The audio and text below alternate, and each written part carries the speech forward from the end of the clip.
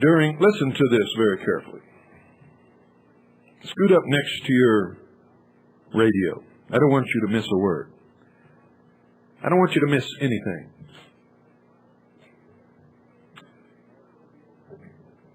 I have told you over and over and over again for years. I wrote it in my book. My book's been in print for years. That this is a Nazi thing. The Nazis are coming. Socialism. Nazi means National Socialism. The Nazi Party was called the National Socialist Workers' Party. Do you understand what I'm telling you?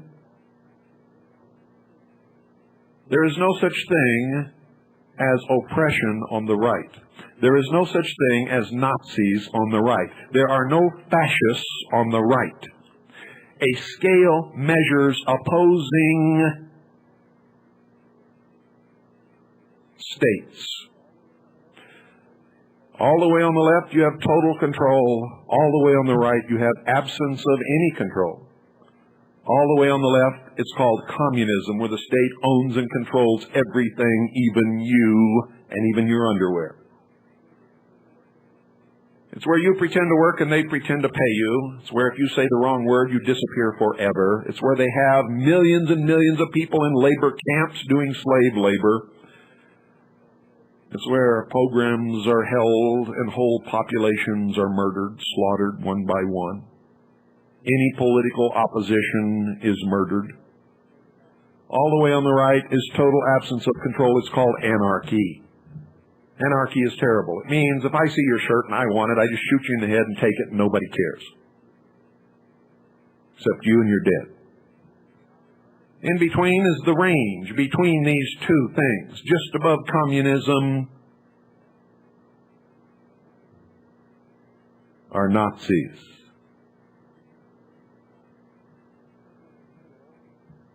Somewhere in the middle is a republic, which is the United States of America. This is not a democracy, never was never intended to be. If you don't believe it, read the writings of our forefathers who warned us against democracy.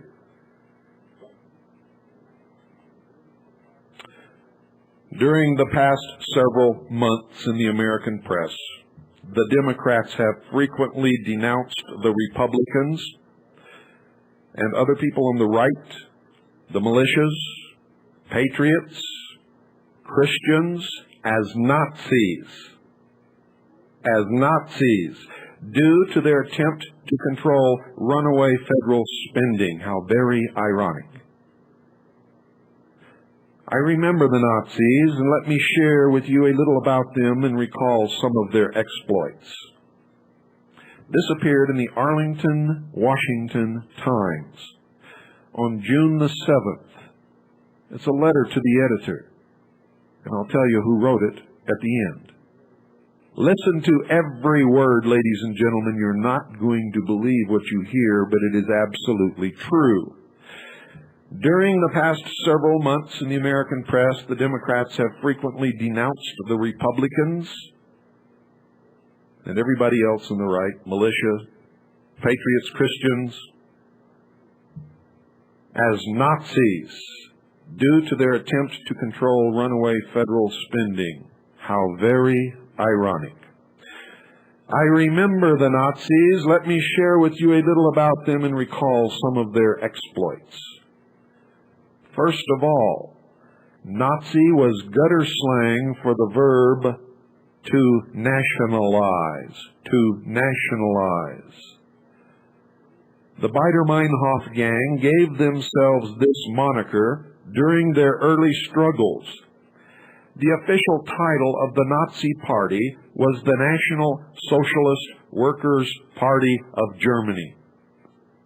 Hitler and the Brown Shirts advocated the nationalization of education, health care, transportation, natural resources, manufacturing, distribution, and law enforcement.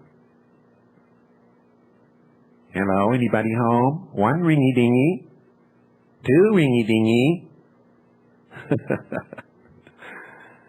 Does that ring any bells for you folks? Let me continue. Hitler came to power by turning the working class, unemployed, and academic elite against the conservative republic.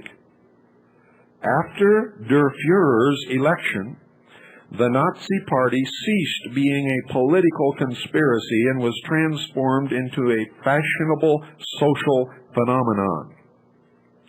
Party membership was especially popular with educators, bureaucrats, and the press.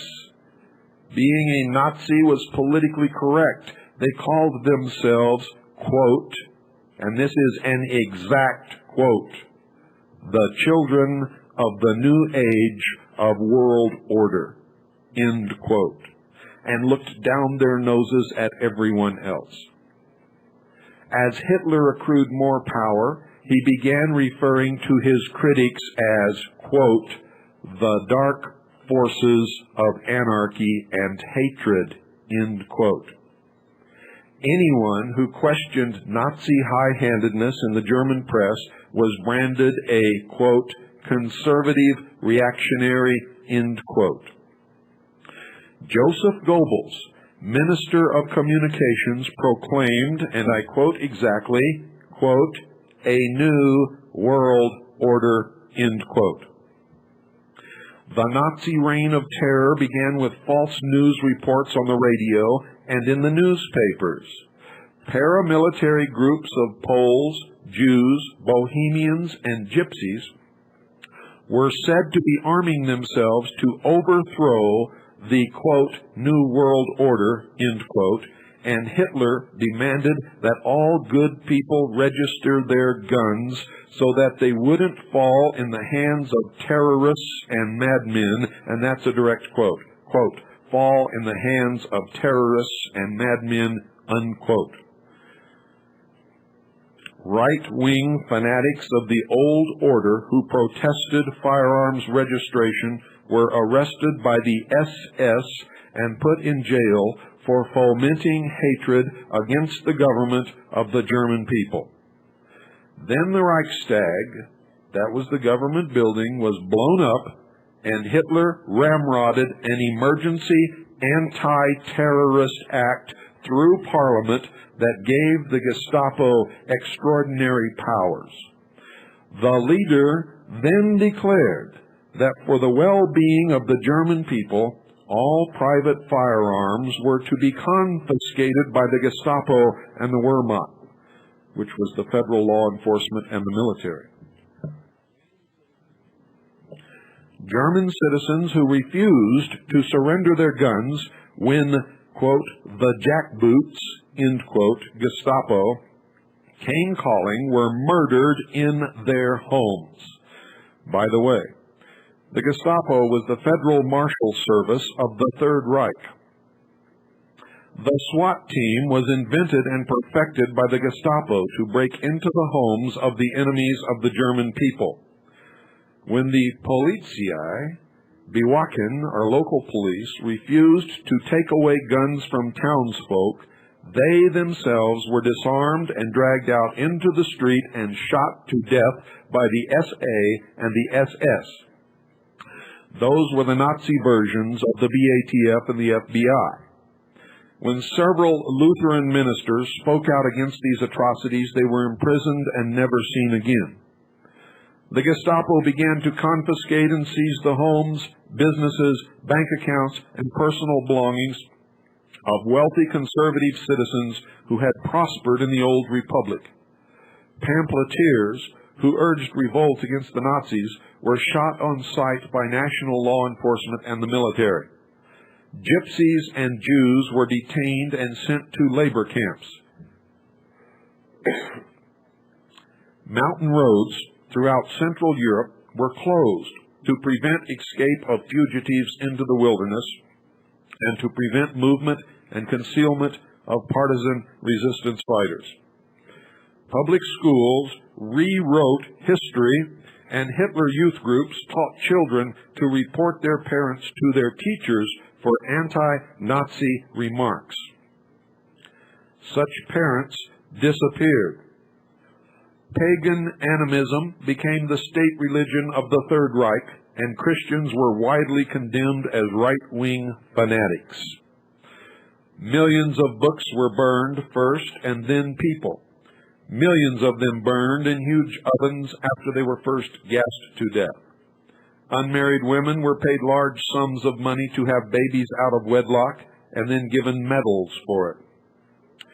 Evil was declared as being good, and good was condemned as being evil. World order was coming, and the German people were going to be the peacekeepers. Yes, indeed. I remember the Nazis, and they weren't Republicans or right-wing or patriots or militias. They were socialists, and they were monsters. And this letter was written by Thomas Colton Rutherford from Arlington, Washington.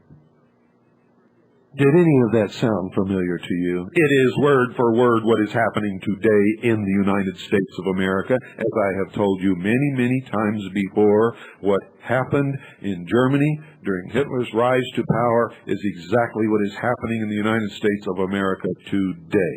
And if you don't want to believe it, and if you want to sit on your lazy sheep butts until they come and drag you out in the street and shoot you, then you go ahead and do it. There's a lot of us who ain't gonna be there with you. Got that?